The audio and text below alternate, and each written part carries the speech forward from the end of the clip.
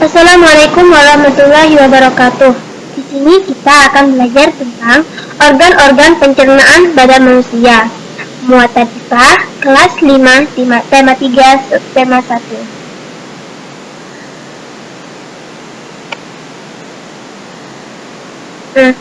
Salah satu ciri makhluk hidup adalah memerlukan makanan. Makanan yang telah dimakan akan diuraikan dalam sistem pencernaan menjadi sumber energi, komponen penyusun sel dan jaringan, serta nutrisi yang dibutuhkan oleh tubuh. Sistem pencernaan merupakan salah satu sistem kompleks yang terdapat dalam kita. Di sini, apa sajakah bagian-bagian dari sistem pencernaan pada manusia? Mari kita pelajari sekarang. Di sini terdapat fungsi pencernaan pada tubuh manusia. Yang pertama ada menghancurkan makanan yang masuk ke dalam tubuh.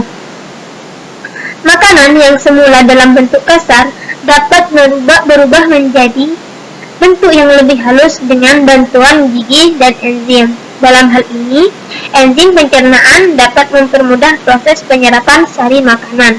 Lalu fungsi yang kedua juga ada membuang sisa-sisa makanan yang sudah tidak diperlukan tubuh. Keberadaan zat-zat sisa tersebut dapat menjadi racun bagi tubuh manusia jika tidak dikeluarkan. Lalu, terdapat proses pencernaan makanan pada manusia. Yang pertama ada ingesti. Ingesti sendiri adalah proses memasukkan makanan melalui mulut. Lalu yang kedua ada mastikasi. Mastikasi adalah proses pengunyahan makanan menggunakan gigi. Lalu yang ketiga ada deglutisi. Deglutisi merupakan proses menelan makanan di kerongkongan. Lalu yang keempat juga terdapat digesti. Digesti merupakan proses pemecahan makanan dari zat yang kompleks menjadi molekul-molekul yang lebih sederhana dengan bantuan enzim yang ada di lambung. Lalu selanjutnya juga ada absorpsi. Absorpsi merupakan proses penyerapan sari-sari makanan yang terjadi di usus halus. Dan yang terakhir terdapat defekasi.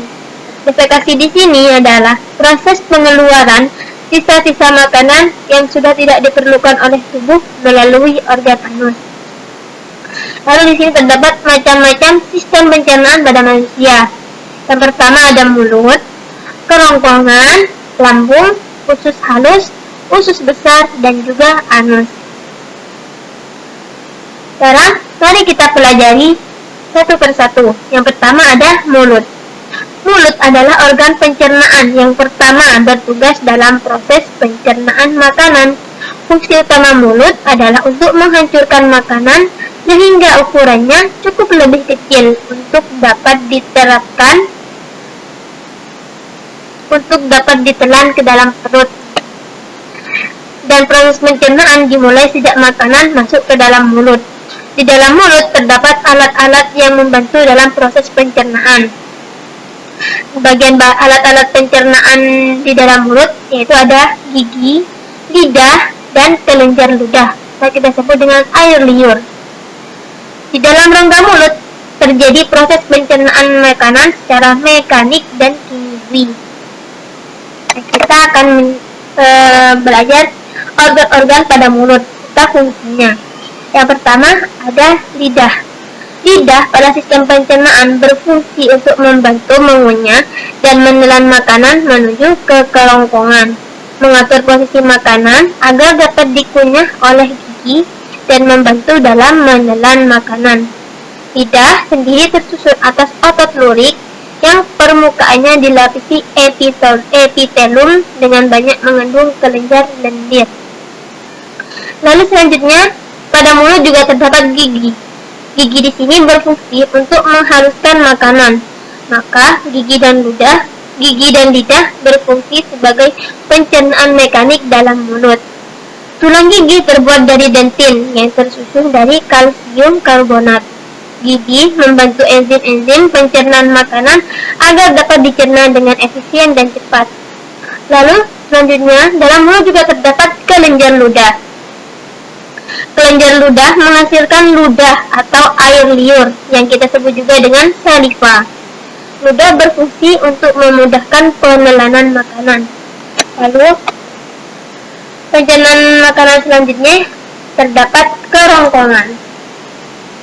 Nah, fungsi kerongkongan adalah sebagai saluran untuk memindahkan makanan dari mulut ke lambung.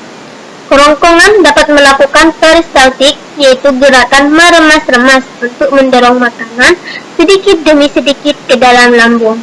Makanan yang ada di dalam kerongkongan hanya sekitar 6 detik. Bagian pangkal pada kerongkongan disebut dengan paring berotot lurik.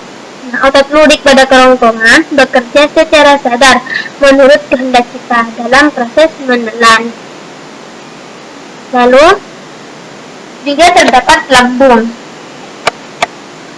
Lambung di sini berfungsi sebagai penghasil pepsinogen. Pepsinogen adalah bentuk yang belum aktif dari pepsin. Enzim pepsin ini berfungsi dalam mengubah molekul protein menjadi potongan-potongan protein. Dinding pada lambung menghasilkan asam klorida, yang mana berfungsi untuk membunuh mikroorganisme dalam makanan, menciptakan suasana asam dalam lambung, dan mengaktifkan pepsinogen menjadi pepsin. Permukaan pada lambung mengeluarkan lendir yang berfungsi untuk melindungi dinding lambung dari pepsin. Pada bayi, biasanya lambung menghasilkan 2 enzim, yaitu renin yang berfungsi untuk menyampaikan protein susu, dan juga terdapat kasein atas bantuan kalsium dan lipase guna dalam memecah lemak dan susu.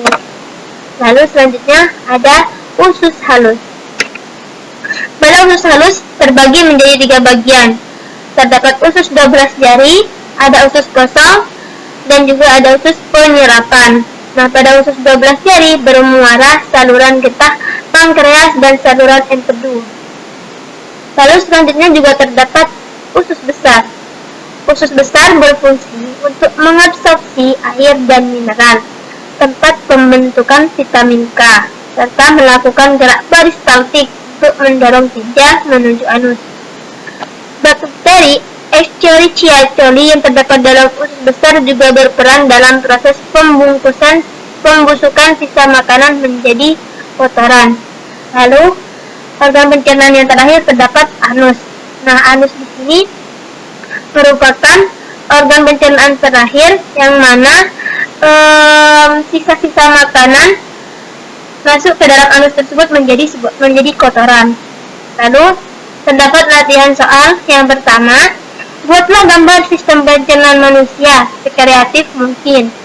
Lalu, berilah nama pada setiap organ-organ pencernaan pada manusia tersebut. Dan yang ketiga, jelaskan alur perjalanan makanan dari rongga mulut hingga keluar melalui anus di depan teman-teman. Sekian pembelajaran kita pada hari ini. Wassalamualaikum warahmatullahi wabarakatuh.